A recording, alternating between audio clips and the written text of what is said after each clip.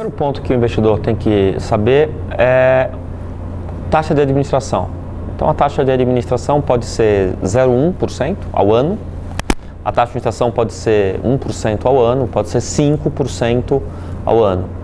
E ele tem que entender que a taxa de administração incide sobre todo o patrimônio aplicado e não sobre o rendimento. Então, se você tem R$100 mil num fundo e a taxa de administração é de 5% ao ano, você vai deixar R$5 mil por ano. 5% de taxa de administração é como você pagar R$50 num litro de água. Então, não faz sentido você pagar 5%. Pode ser o fundo que for, não faz sentido você pagar 5% de taxa de administração. Então, quanto mais rico você for, menor é a taxa de administração que você vai conseguir negociar. Quanto menor for o investimento mínimo, mais dificuldade você vai ter de descobrir fundos com taxa de administração razoável.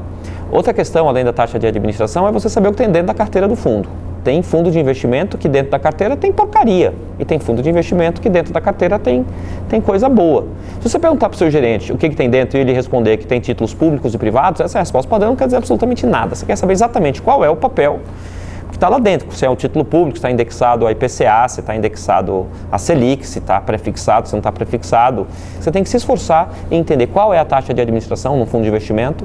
Você tem que se esforçar em saber qual é a composição da carteira e sempre se lembrar que retornos passados não são indicativos do que vai render no futuro.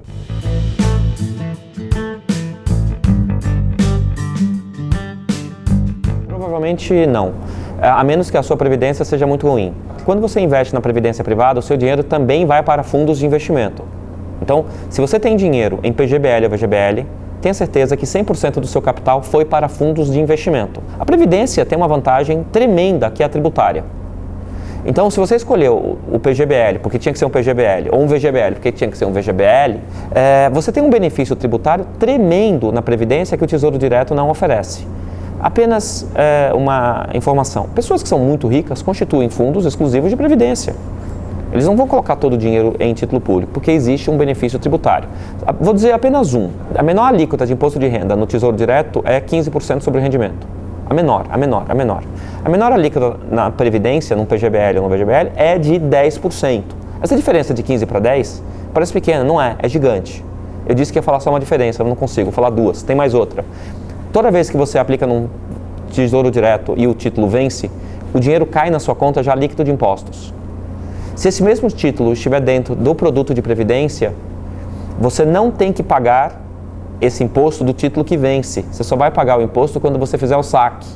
Então, quando você aplica por 10, 20, 15, 30, 40 anos numa previdência, você ganha juros em cima do imposto que você não pagou. Essa diferença é simplesmente brutal.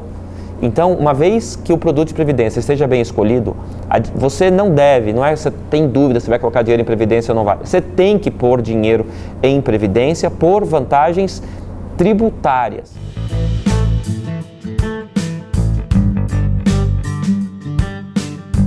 Para o gringo não, porque o gringo pensa em dólar. Então você pega hoje a bolsa a 75 mil pontos, com o dólar a 3 e uns quebrados, então você vai perceber que a bolsa não chegou nem em 30 mil pontos. E no passado ela já atingiu muito mais que 30 mil pontos em dólar, né? Então, para o gringo, a bolsa brasileira é muito barata. Não atingiu o pico em dólar que atingiu lá no passado. Aí você pode responder, mas eu penso em real.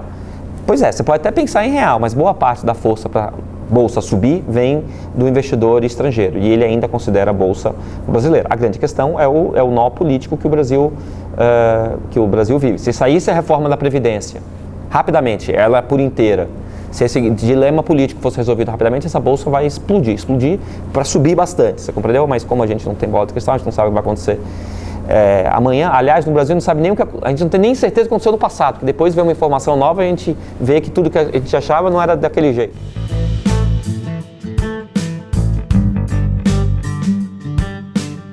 O brasileiro está deixando de ser cordeirinho. Antes o gerente falava, invista na poupança, ele investe. Invista na capitalização, que obviamente não é produto de investimento, o brasileiro investe. Agora, como está vindo uma geração nova, mais antenada na internet, ele vai lá e discute, pergunta, o que é título público? No passado, 10, 15, 20 anos, imagina se alguém há 15 anos ia investir em título público. Ninguém ia pensar em título público, ia pensar em poupança, ia pensar, sei lá, no CDB, talvez num fundo. Hoje não, existe uma miríade de produtos financeiros, é por isso que existem várias corretoras investindo no cliente pessoa física, não mais naquele cliente gigante. Esses clientes gigantes já estão tomados, agora é tomar a pessoa física. Então as pessoas físicas estão cada vez mais em formação e não vão ser mais os cordeirinhos que os bancos ofereciam qualquer porcaria e o cliente comprava. Antes de investir o seu dinheiro, invista o seu tempo, só isso.